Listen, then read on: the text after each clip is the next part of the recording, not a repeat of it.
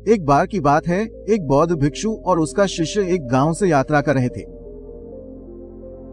दोनों को बहुत भूख लगी थी। उन्होंने पास में एक घर देखा और दरवाजा खटखटाया। कपड़ों में एक आदमी बाहर आया। वो बहुत गरीब लग रहा था और उसका घर बुरी हालत में था। साधु ने उससे कहा, हमें बहुत भूख लगी है, क्या आप हमें खाने के लिए कुछ दे सकते हैं? उस आदमी ने अपने घर में उनका स्वागत किया और उन्हें खाना खिलाया। खाना खाने के बाद जब साधु ने इधर उधर देखा तो उसे पास में ही एक उपजाऊ जमीन दिखाई दी। भूमि उपजाऊ थी, लेकिन फसलों की उपेक्षा की गई थी। ऐसा लग रहा था कि आदमी फसलों पर ज्यादा ध्यान नहीं देता था। उसने उस आदमी से पूछा, तुम अपना जीवन यापन कैसे करते हो?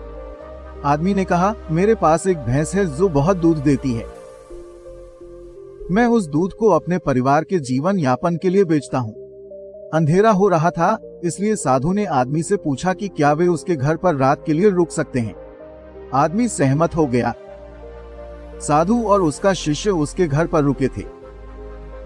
रात को साधु ने अपने शिष्य को जगाया और कहा, चलो अब हम इस स्थान को छोड़ दें और इस भैंस को ले जाएं। हमें शिष्य को अपने गुरु की बात पसंद नहीं आई।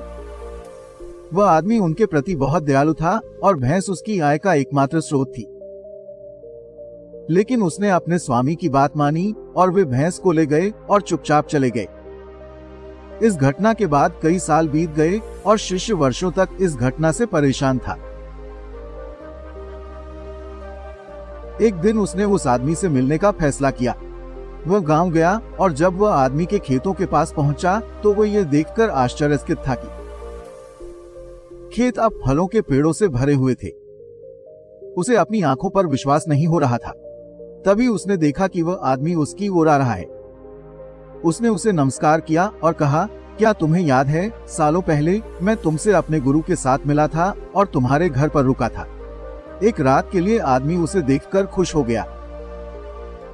उसने उसे अपने घर पर आमंत्रित किया और कहा, उस रात मेरी भैंस गायब हो गई। मैंने इसे हर जगह खोजा लेकिन यह नहीं मिला। मुझे नहीं पता था कि क्या करना है। फिर मैं जंगल में गया और लकड़ी काटकर बेचने लगा। उस पैसे से मैंने कुछ बीज खरीदे और उन्हें अपने खेतों में लगाया। उस साल फसल अच्छी थी। मैंने उस पैसे का इस्तेमाल फलों के पेड़ लगाने के लिए किया। अब मेरा व्यवसाय बहुत अच्छा चल रहा है। मैं इस क्षेत्र का सबसे बड़ा फल व्यापारी हूँ। कभी कभी मैं सोचता हूँ कि अगर मैंने उस रात अपनी भैंस नहीं खोई होती तो ऐसा कुछ भी नहीं हुआ होता। शिष्य ने कहा, लेकिन आप अपनी भैंस खोने से पहले भी ये काम पहले भी कर सकते थे। आदमी, उस समय मेरा जीवन बिना किसी कड़ी मेहनत के आसान चल रहा था। मैंने कड़ी मेहनत करने के बारे में नहीं सोचा क्योंकि दूध बेचने से मिलने वाला पैसा मेरी दैनिक जरूरतों के लिए पर्याप्त था। मुझे कभी एहसास नहीं हुआ कि मैं इतना कुछ कर सकता हूँ। यदि हम अपने जीवन में देखें तो हम इसे कई बार पाएंगे। जीवन ऐसी चीजें हैं जो हमें महानता प्राप्त करने से रोकती हैं। इस कहानी की तरह भैंस आदमी के आलस्य का कारण थी और उसे प्रयास करने से रोक रही थी। अपने जीवन में सुधार। इसी तरह हमारे जीवन में कई भैंसें हैं जो हमें हमारे जीवन में आगे बढ़ने से रोक रही हैं। ये भैंसें कंफर्ट जोन, आलस, बुरी आदतें या बदलाव के डर की तरह होती हैं। अगर आपके जीवन में भी इनमें से कोई भैंस है तो उसे आज ही अपने जीवन से निकाल दें, क्योंकि जब तक आप इन भैंसों से खुद को मुक्त नहीं करते तब तक आप अपनी वास्तविक क्षमता की खोज नहीं कर सकते। अपनी क्षमताओं का उपयोग करें, अपने आप को आलस्य से मुक्त करें और अपने जीवन में महान काम करें।